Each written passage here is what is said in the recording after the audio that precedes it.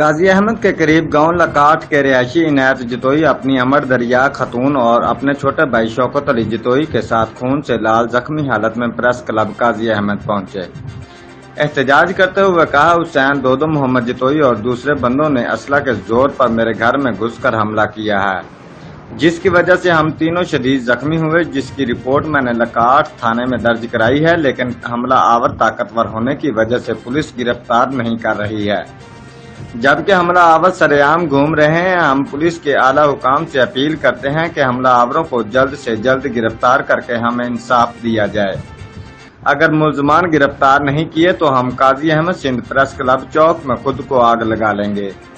Report Muhammad Musa Jatoi, Qazi Ahmad Sindh.